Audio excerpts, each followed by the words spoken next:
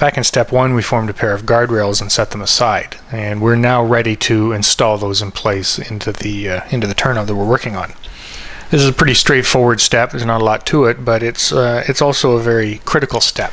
The guardrails simply drop into the pockets into the fixture, one on each side like that. There's only a couple steps to getting the guardrails soldered in. One is to drop them into the fixture and solder them in place, and 2 is to confirm that the rail was sitting flat when you soldered it by checking it with a flangeway gauge. It's very critical in this process when you're soldering the guardrails in place that you confirm that they're sitting flat on the bottom of the ties. I've noticed a lot of turnouts people have built that sometimes when they're working, the guardrails have a tendency to want to roll over one way or the other, and this can dramatically affect the width of the flangeway, and it'll affect the way that the turnout functions. So we want to be sure that that is done properly. So with the guardrail sitting in the pocket, we're just going to put a little bit of flux on the turnout, or on the rail, and solder it in place. And I'm holding it down flat with my finger and also with the tip of the iron, and making sure that it's sitting flat on the ties while I do the soldering. And I'll do the next one here. Same thing. Now I don't want to get my finger in there while this is still hot, so this is where, again, this scribe comes in quite handy. Even though this solder is hardened, I'll put the scribe back here and I'll reheat it until it melts. And I'm pushing down on the base of the rail with the scribe to confirm that I am sitting flat on the tie like that. There, now we know what this has been soldered in the position correctly. And now I'm going to solder in this one here.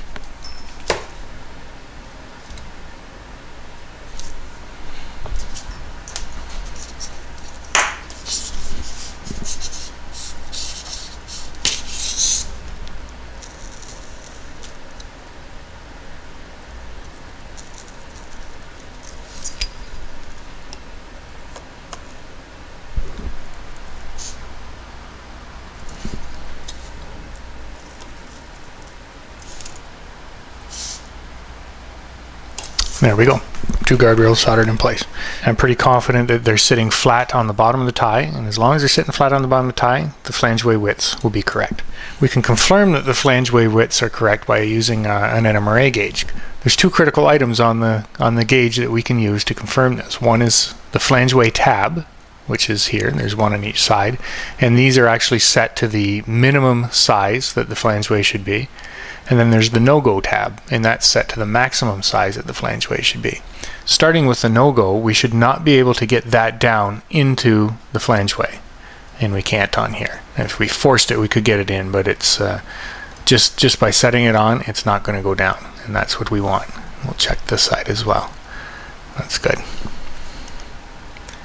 Now the next we can check it with the minimum size, and this should go into the flangeway, which it does on either side. It doesn't matter which tab you use, the one on the left or the one on the right.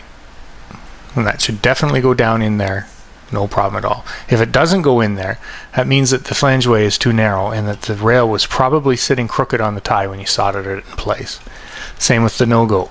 If you can drop that in there with room to spare, this isn't going, it looks like it is, but it actually isn't going down in there. If you can drop it in there with ease, then this has probably been tipped towards the inside a little bit when you soldered it. And if that happens, it's easy to fix. Just simply take your scribe or X-Acto knife and put some pressure on the rail and reheat the solder joint, and the rail will snap down into the correct location. Now I do realize that there are a lot of scales that there is no corresponding NMRA gauge to use to confirm with. In that case, you can just rely on the fixture to do the job for you, as long as you're 100% sure that the rails are sitting flat on the ties when you solder them in place. You can be comfortable that the flangeways are going to be set to the correct sizes. The entire fixture acts as a track gauge, and it's quite precise, and you can be confident to use it that way. So that's it. Those 2 are in place, and we're ready to move on to the next step, which is to solder our frog point rails.